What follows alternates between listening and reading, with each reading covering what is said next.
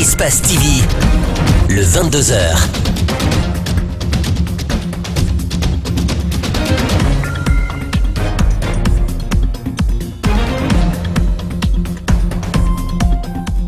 Mesdames et messieurs, vous faites bien de nous choisir sur Espace TV. Merci de votre fidélité. Bienvenue dans cette grande édition d'information. Grogne des enseignants, la capitale guinéenne de nouveau paralysée par les élèves exigeant la reprise des cours. Plusieurs écoles privées et publiques de Conakry ont dû fermer portes et fenêtres. Les forces de l'ordre ont été déployées de nouveau. Et pendant ce temps, le ministre de l'Éducation nationale était face aux élus du peuple à l'occasion de l'ouverture de la session budgétaire initiale 2018. Les députés ont demandé des comptes au ministre Ibrahima Khalil Konaté sur la crise qui secoue le secteur de l'éducation, à suivre dans ce journal. Il sera aussi question du tourisme du cannabis qui attire chaque année des milliers de visiteurs amateurs au Maroc.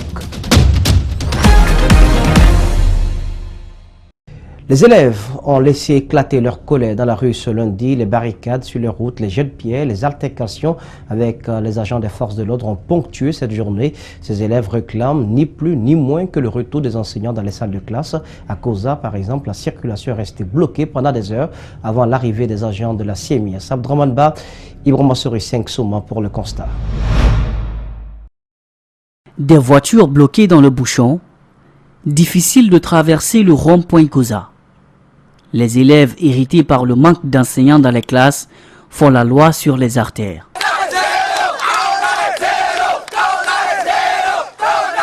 Pourtant, une déclaration récente des membres du SLEG annonçait la suspension de la grève. Mais la division qui existe au sein de cette corporation est en train d'entamer l'avenir de l'éducation guinéenne. Dans la rue, ils n'ont qu'une seule réclamation, le retour des enseignants dans les classes. Tant que les écoles publiques n'étudient pas, les écoles privées ne vont pas étudier. Nous, c'est notre mission. Ce n'est pas d'autre chose, ce n'est pas la grève. Ce n'est pas la pagaille, mais c'est une manière de barricader la route pour que si au moins un responsable voit un président où il y aura une conscience au moins de donner un pourcentage au paiement des professeurs. Obstinés à paralyser la ville, ces élèves sont conscients de l'impact de cette crise. Ils souhaitent que des négociations franches soient engagées avec les enseignants. Nous demandons au président, nous envoyons une plaidoirie pour augmenter le salaire des enseignants, soit de faire une plaidoirie aux enseignants, mais ce n'est pas pour se bluffer qu'ils vont faire une plaidoirie aux enseignants s'ils n'ont pas d'argent, faire une plaidoirie aux enseignants pour étudier, pour que nous étudions. C'est ça la solution. À l'heure où nous quittions les lieux, les élèves ainsi que les forces d'intervention ont uni leurs forces à la normalisation de la circulation. Et pendant ce temps, l'on a assisté à l'ouverture de la session budgétaire initiale 2018 ce lundi à l'Assemblée nationale. 4 ministres étaient au programme pour la présentation de leur budget. Seulement un a répondu à l'appel des députés. Ce ministre est bien celui de l'Éducation nationale et de l'alphabétisation, un département qui, vous le savez, est secoué par une grève sans précédent des enseignants il y a plus de 3 semaines. Les débats sur cette crise ont dominé la session budgétaire, comme vous le verrez dans ce reportage de Macky Sall et de Yacouba Traoré. C'est une session budgétaire, pas comme les autres. Pour celle-ci, elle est plutôt axée sur la résolution de la crise qui mine le secteur de l'éducation guinéenne il y a près d'un mois. Constant sur sa position de qualifier d'illégale la grève des enseignants, le ministre Ibrahima Khalil Konaté met en avant la présentation du budget de son département, mais avec toutes les difficultés. À 1 133 milliards 900 545 000. Monsieur Fouré, tu ne dira pas le contraire. Il y a des 1000 milliards, 476, 1476 milliards, 729 millions, 872 millions répartis comme suite. Après avoir écouté l'exposé du ministre de l'Éducation nationale, les députés ramènent la question de la grève au centre des débats avec des injonctions, parfois peu clémentes. Nous vous prions d'abandonner tout, aller négocier avec vraiment Abouakar Souma et les syndicats pour mettre fin à cette grève-là. Vous-même, vous pouvez régler cette situation-là. Moi, à votre place, vous ne serez même pas venu ici aujourd'hui Hein, honnêtement, ce n'était pas bien que vous soyez au niveau de l'hémicycle au moment où les enfants sont dans la rue. Acculé par les interpellations des uns et des autres de tous les bords politiques sur l'ampleur de la crise, Kao Carré ne fléchit pas. Le ton monte. L'USTG, qui est la centrale mère de SLEG, qualifie cette grève de sauvage. Alors, il faut négocier avec qui? Est-ce que faut-il aller vers Souma? D'abord, il est tiré. Je ne le trouve pas. Même au téléphone, d'abord, quand l'honorable camarade Sengo m'a dit qu'il est rentré en position de Souma, j'ai sursauté. À la fin de cette première séance, on assiste à une interview dirigée par ces hommes de communication. Et là, la question de la grève des enseignants est purement et simplement esquivée. Et puis le week-end dernier, 7 centrales syndicales dont la COSATREG et l'unité d'action syndicale apportent leur soutien au syndicaliste Aboubacar Souma du SLEG. La structure a peint le tableau préoccupant de l'éducation nationale, un secteur paralysé depuis plus de 3 semaines. Djibril Ba, Aboubacar Den Kamara. Elles sont au nombre de 7 centrales syndicales qui se solidarisent à Aboubacar Souma. Ici, dans une déclaration rendue publique dimanche, l'unité d'action syndicale guidée par la COSATREG a condamné les propos des ministres de la Justice, garde des Sceaux, de l'Emploi et du Travail ainsi que celui de l'Éducation nationale. En plus, elle rajoute: l'unité d'action syndicale, fidèle à son option, défendra à tout prix la liberté et l'exercice du droit syndical et à cet effet réaffirme son soutien inconditionnel aux camarades syndicalistes ayant déclenché la présente grève. Les syndicalistes insistent sur les négociations entre leurs camarades et le gouvernement qui, pour eux, reste la seule solution à la grève déclenchée depuis le 13 novembre. En tout état de cause, un problème, lorsqu'il est posé, il exige toujours une solution. Mais malgré tout, tout a été fait, et sur le plan formel et sur le plan informel, pour que des négociations s'ouvrent. Jusqu'à maintenant, il est impossible d'obtenir ce principe. Cette déclaration intervient alors qu'Aboubacar Souma et compagnie se trouveraient dans une dissidence totale. S'agit-il d'une guerre des intérêts où le pouvoir public les divise pour rétablir la situation? Ces paradigmes sont ouverts et l'opinion nationale est loin de comprendre ces rapports de force. Consternation, désolation, voilà ce qui ressort de la déclaration faite par la Coalition nationale pour la paix en Guinée. Elle appelle les syndicalistes et le gouvernement à la négociation pour un bon dénouement de la grève. L'organisation a aussi condamné les arrestations des grévistes et les violences faites contre la presse. Mohamed Souma, Aboubacar Den Kamara. Les arrestations des syndicalistes grévistes, les tentatives de musellement de la presse, sont des événements qui ne laissent pas indifférent la Coalition nationale pour la paix en Guinée, qui, d'un discours non nouveau, s'exprime. La Coalition nationale pour la paix en Guinée se préoccupe de la tendance grandissante du gouvernement à intimider toute voix dissonante, condamne ces arrestations ainsi que ces violations de la liberté de la presse. Elle demande au gouvernement la réparation des dommages infligés aux victimes. Réunis autour de cet idéal qui est la stabilité du pays, les membres de la coalition soucieux du bel avenir de l'école guinéenne ont appelé les partis au dialogue. Ce qui nous inquiète ici, c'est que le gouvernement, au lieu de chercher à apaiser la situation, essaye d'utiliser la force et la division pour croire que le problème peut se résoudre de la façon. Nous appelons et le gouvernement et les syndicats à privilégier le dialogue pour éviter de gâcher l'avenir des enfants. En attendant que cet appel soit entendu, Conakry reste paralysé par ce bras de fer entre syndicalistes et le gouvernement. sur un tout autre plan, les diffuseurs d'images et les distributeurs agréés ont un destin commun. Nous parlons bien entendu de Canal+, mais parfois ils ne s'entendent pas, le torchon brûle entre ces deux partenaires. Mercredi dernier, Canal+ a ordonné la désinstallation des décodeurs des diffuseurs d'images dans les différents quartiers de la capitale, ce qui n'a pas plu à certains jeunes, mais aussi aux diffuseurs d'images qui ont décidé ce matin de se rendre au PM3 de Matam pour exprimer leur désapprobation. Mamadou Saliouba, El Hadj Aliouba. Les diffuseurs d'images ont du pain sur la planche. Leurs décodeurs sont désinstallés sous l'ordre de la direction de Canal+. Ce matin, ils se sont donné rendez-vous au PM3 de Matam, mais ici, c'est le mot illégal que le colonel Gabriel leur prête. Bon, c'était la saisie des décodeurs qu'ils ont installés, disons, illégalement chez eux, parce que ces décodeurs sont prévus à usage domestique. Illégal. Les diffuseurs d'images ne le nient pas, mais ils disent être en même temps dans la légalité, car chaque année, ils payent de taxes à l'ONACIGI, qui est leur tutelle. Depuis qu'on a commencé à exercer ce métier, nous avons été toujours attachés à un ministère, celui de l'information, précisément le service de l'ONACIG. Mercredi passé, jour de désinstallation des décodeurs, beaucoup de jeunes ont manifesté dans la commune de Kaloum, preuve que ces diffuseurs locaux rendent un grand service à la classe moyenne en diffusant des images à bas coût. Loin d'être une perte pour Canal+, ces diffuseurs d'images se considèrent comme un grand avantage.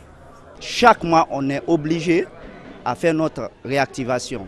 Mais les abonnés individuels, là, ils peuvent faire 2 mois, 3 mois. Quand les moyens ne le permettent pas, ils ne vont pas activer les cartes. Nous, ce qu'on rapporte à Canal, c'est énorme. Est-ce que vous comprenez? C'est très très énorme. Plus de 10 milliards, ils peuvent vérifier, c'est vérifiable. En Guinée, peu de gens ont le moyen de payer 100 à 600 000 francs guinéens le mois pour avoir des images avec abonnement. Et puis ce constat, la population guinéenne ne fait que galoper alors que les politiques publiques d'urbanisation n'anticipent pas cette croissance. Et pour faire face à cette problématique, le ministère de la Ville, accompagné du système des Nations Unies, a réuni ce lundi tous les acteurs du secteur en vue de discuter du nouvel agenda urbain 2016-2036. Malik Sangana Kamara, Abokoria Kourouban, compte rendu. La Guinée a une population urbaine estimée à 4,4 millions d'âmes selon les statistiques de 2014. D'après les prévisions, elle augmentera de 67,8%, soit 13 millions d'habitants en 2050. Un nouvel agenda urbain 2016-2036 a été soumis à l'appréciation des techniciens par le ministère de la Ville à cet effet. Aujourd'hui, on ne peut pas, dans le cadre de faire une urbanisation qui ne tienne pas compte de l'environnement. On ne va pas faire une urbanisation aujourd'hui pour 10 ans, 4 ans et 10 ans, 15 ans après reprendre. L'éradication de la pauvreté, promouvoir la prospérité urbaine durable, inclusive et les opportunités pour tous, développement durable, protecteur de l'environnement sont des aspects pris en compte par ce nouveau programme qui va s'étendre sur 20 ans. Et j'ai grand espoir que tous les paramètres vont être pris en compte pour résoudre ce problème en tenant compte de la démographie galopante, mais aussi en tenant compte des réalités du moment. Parce que ce qui se passe aujourd'hui avec 2 830 000 habitants aujourd'hui dans la capitale, il faut compter d'ici 2020 que la capitale Conakry va regorger plus de 3 millions à 4 millions d'habitants. L'aménagement du territoire et le développement d'une ville saine sont des priorités parmi les 17 objectifs que s'est assigné le système des Nations Unies. Leur accompagnement est indispensable à travers ONU Habitat. La ville, pour nous, c'est un outil important pour atteindre les objectifs de développement durable parce que la ville, comme vous le savez, les agglomérations, c'est les populations. Et les populations qui sont dans les villes doivent vivre sainement. Leur vie saine est liée à plusieurs choses à la fois. Le nouvel agenda urbain 2016-2036 a été adopté par la communauté internationale lors de la 3e conférence sur l'habitat tenue à Quito en octobre 2016. La Guinée vient de bénéficier de son premier réseau sémaphorique. Ce réseau est composé de 2 sémaphores basés à Konkoundé et Tamara. À travers ces 2 sémaphores, les autorités maritimes pourront désormais superviser les trafics sur les eaux guinéennes, lutter contre la pêche illicite et prévenir les naufrages et la piraterie en haute mer. C'est le fruit d'une coopération franco-guinéenne qui date de 2011. Alseni Bari, Lamine Silla.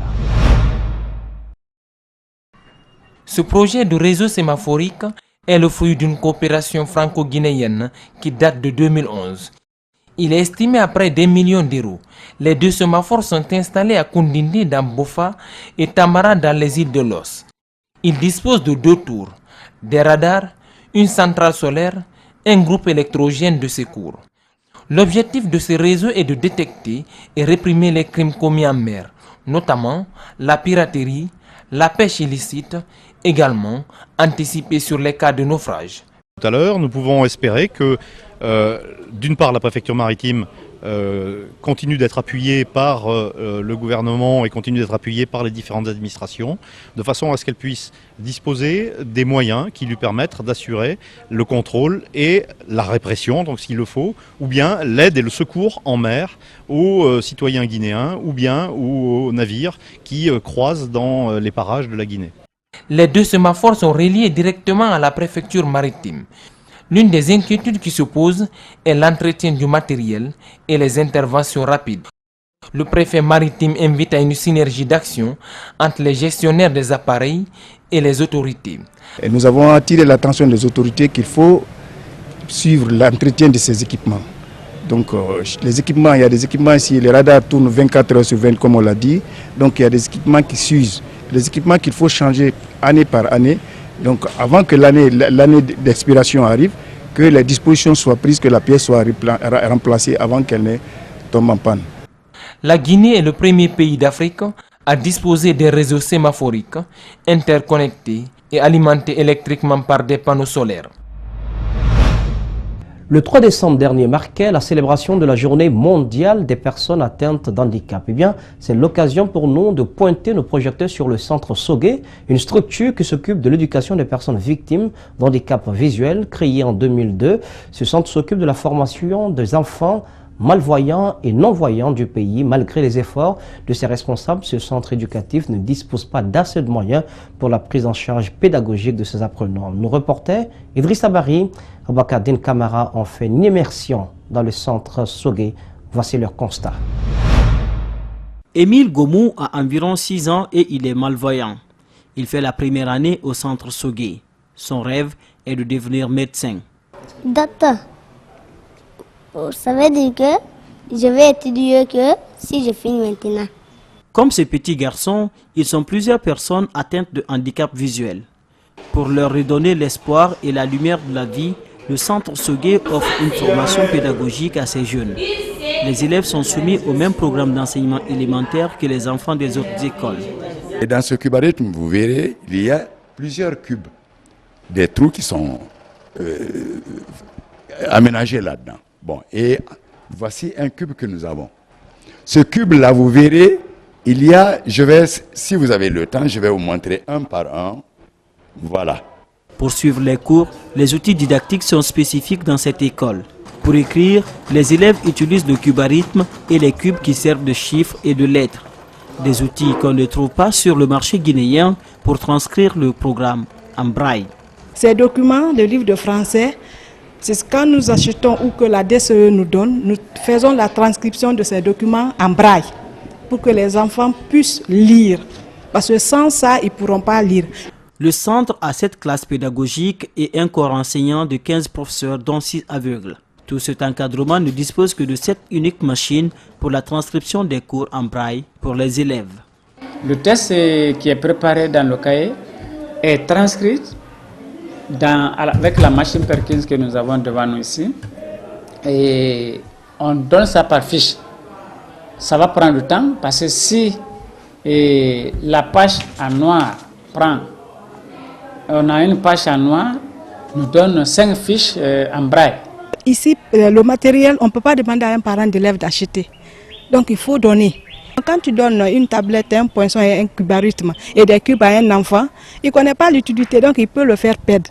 Créé en 2002, le centre Sogué des aveugles et malvoyants de Conakry est situé dans l'enceinte de la Cité de la Solidarité de Taouya.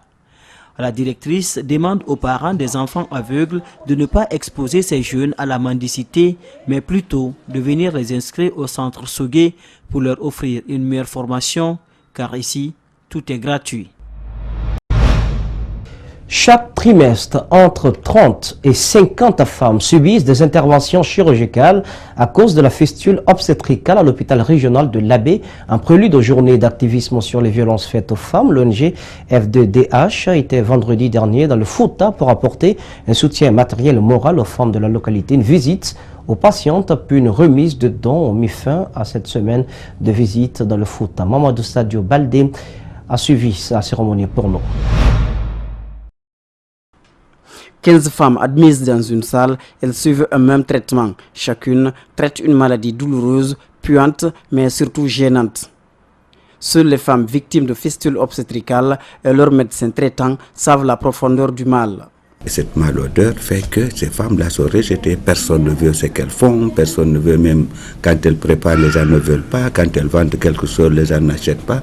Le plus souvent, elles viennent des faubourgs, loin d'un poste de santé. Les accouchements compliqués aboutissent à la mort de l'enfant. Douloureux de perdre son enfant dans ces circonstances, malheureux surtout de supporter une maladie qui vous suit presque toute une vie. 5 jours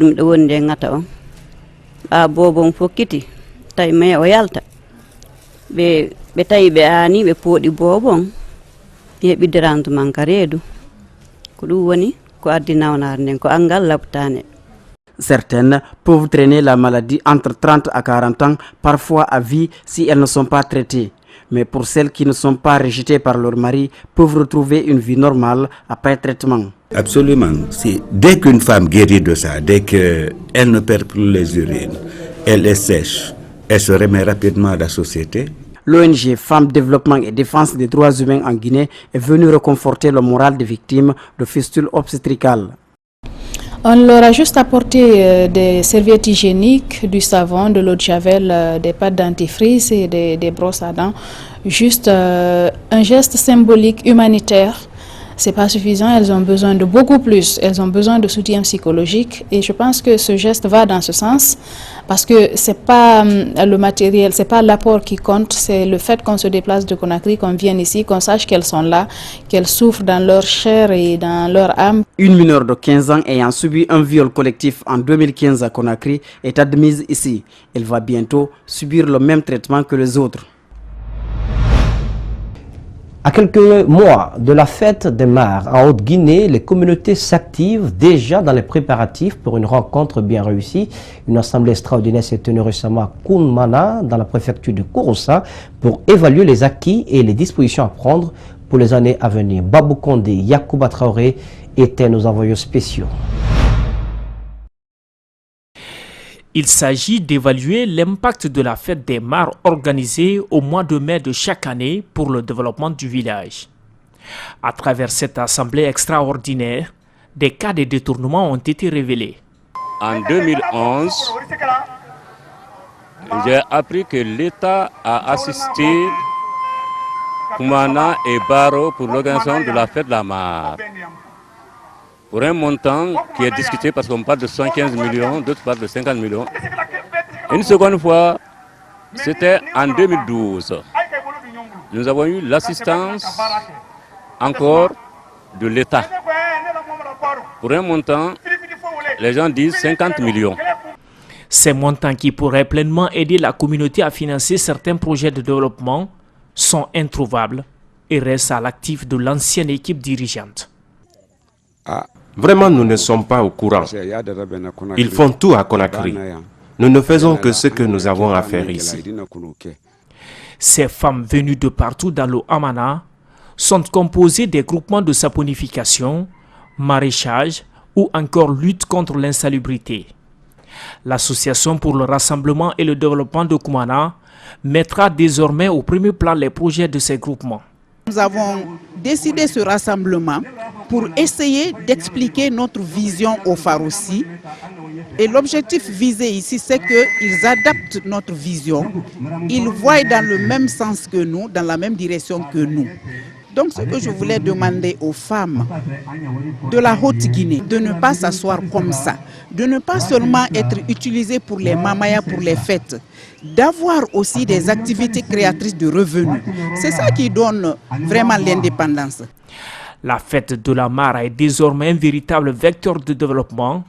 À travers elle, Koumana et ses environs ont bénéficié de plusieurs infrastructures de base. Revenons à Conakry avec l'association Aimer la Guinée qui a tenu sa 4e assemblée générale samedi dernier à Conakry. Elle a profité de l'occasion pour revenir sur les activités réalisées et procéder au renouvellement de son bureau. Mamadou Kalisso Lamensela y était pour vous. Ces acteurs réunis autour de cette association ont participé activement dans la lutte contre Ebola. En 7 ans, ils ont formé près de 4000 jeunes dans la technique de recherche de l'emploi. Je pense que la plus grande réussite, c'est de former et d'avoir au sein de l'association les représentants des 33 préfectures que vous avez vues ici parler d'une seule voix, sympathiser, partager leur amour pour la Guinée. Au cours de sa 4e assemblée générale, il y a eu passation à témoins entre l'équipe sortante et celle entrante.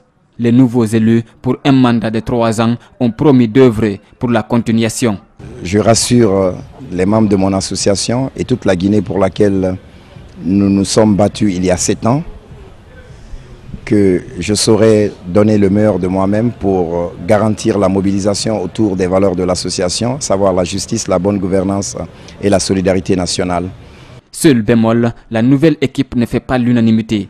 Certains estiment que cette équipe est composée en majorité des membres de la 25e heure et qui ne sont pas actifs au sein du mouvement. Un mot de culture, l'artiste chanteuse Cheka Katene Dioubate est arrivée ce week-end à Conakry pour un concert live qu'elle livrera ce samedi à l'hôtel Palm Camayen. C'est une présentation signée des productions Tidian World Music qui invite ses fans à venir massivement soutenir l'artiste pour ce concert à guichet fermé. Mohamed Valectoré, Ibrahima Sori Kamara. L'artiste Cheka Katene Dioubate est à Conakry pour un concert live qu'elle entend livrer ce samedi 9 décembre au Palm Camayen. Une immense foule était présente à l'aéroport pour lui apporter son soutien. Je tiens d'abord à remercier le Palm Camayen qui a construit une scène spécialement et puis qui est en train de préparer la fermeture de la piscine. Je pense que pour cette année 2017, c'est la première fois depuis le concert du 31 décembre avec Kassav qu'on ferme cette piscine. Et donc ça c'est déjà un grand coup pour... On tient à remercier le Palm pour cela. Donc la piscine va être fermée pour permettre au monde de s'installer et d'offrir un beau spectacle. Cheka Mania est une chanteuse guinéenne qui a conquis les cœurs de nombreux mélomanes. Son dynamisme au niveau scénique a poussé Tidian World Music à organiser ce concert auquel prendront part d'autres artistes guinéens, en l'occurrence Ali Chanso, Gelika Babintou et Mbalo Original. Elle invite ses fans à venir nombreux.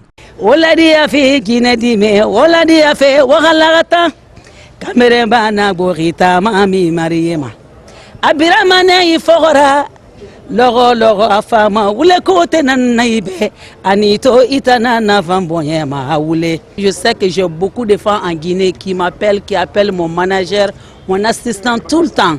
Maintenant Cheka est là. Ils sont tous invités de venir ce samedi à l'hôtel Palm Camayen. Il s'agit d'un concert à guichet fermé avec seulement 1000 places réservées aux invités.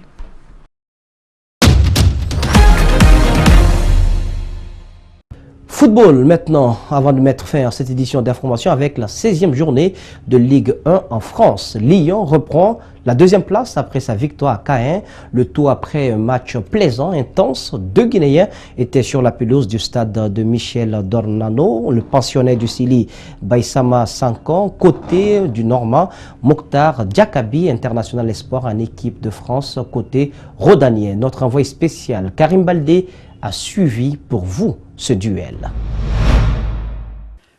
Le calme est revenu ici au stade Michel Dornano de Caen, mais je peux vous le garantir, c'était très chaud, un match bouillant de Ligue 1 ici entre le stade Malherbe et l'Olympique Lyonnais. Les hommes de Bruno Genesio s'en sortent bien en l'emportant 2-1. Vous découvrez ici les images avec l'ouverture du score de Maxwell Cornet, l'Ivoirien surgit.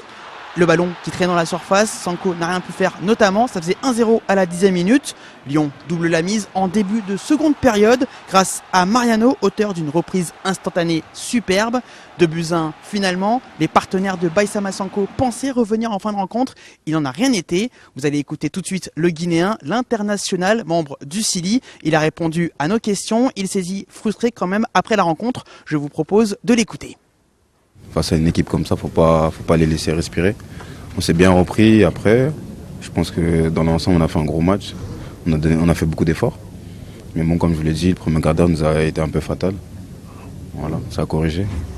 Baïsama Sanko s'implante au fur et à mesure de la saison au sein du 11 titulaire du Stade Malherbe. Il a disputé 1 heure de jeu, présent dans les duels, notamment en début de rencontre. Il a été moins en vue, notamment à partir de la reprise de la seconde période. En face, il y avait également Mouktar Diakabi, le défenseur franco-guinéen de l'Olympique Lyonnais, a tenu son rang, très solide, notamment à la relance, mais également dans les duels. Il a dû malheureusement s'incliner en fin de rencontre sur le but du 2-1, signé Ivan Santini. Prise à revers, un petit peu endormi on va dire. Mouktar Diakabi solide toutefois. Il n'a pas voulu répondre à nos questions, vous le savez, c'est un petit peu son habitude, c'est un peu le jeu du chat et de la souris. Mais nous avons tendu notre micro à Maxwell Cornet, le buteur ivoirien, l'un des buteurs du soir. Écoutez-le, en tout cas, ce but, ça lui redonne de la confiance. Je suis un bosseur, comme j'ai dit, je savais que ça allait venir. Voilà, ça peut pas rentrer à chaque fois. Je pense que le contenu y était, mais voilà, c'était le petit but qu'il fallait. Donc voilà, aujourd'hui ça m'a réussi, je suis content pour l'équipe aussi. Au final, Lyon se rachète bien après la défaite surprenante à domicile contre Lille en milieu de semaine dernière. Caen, de son côté, glisse tout doucement vers le milieu de tableau. Voilà ce qu'on pouvait dire sur ce match. Ici Karim Baldé avec Louis Decroix pour les images depuis Caen, en Normandie. Voilà, mesdames et messieurs, c'est cet élément de Karim Baldé, le spécialiste des questions sportives dans l'Hexagone, qui met donc fin à cette édition d'information. En cadrage pour vous, Boakadine Camara était présent. À la régie, Lamine Sidibé, le tour sous la supervision technique d'Ali Kaba et de Francis Collier. L'info, c'est aussi, ne l'oubliez pas, sur espace-tv-guinée.info. Passez une excellente soirée en compagnie des programmes d'Espace TV. Regardons mieux.